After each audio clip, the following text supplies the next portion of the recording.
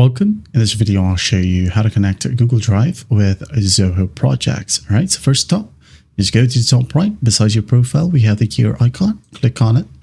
And on the left panel, we have here Marketplace.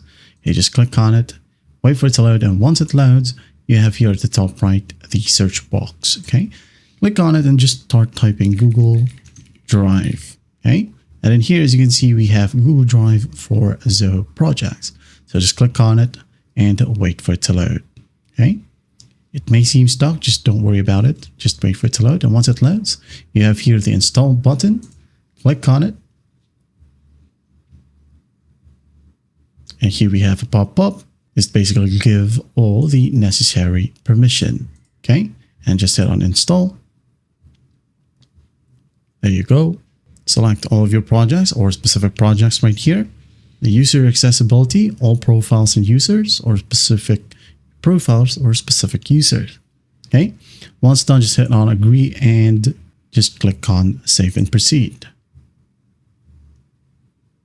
Okay, it doesn't ask me to log in with my Google Drive account, as my Google account is already tied with Zoho Projects. Yours will be different. Okay, it may ask you to add in your Google Drive email. So just go ahead and do so. And once done, it will say right here, disable.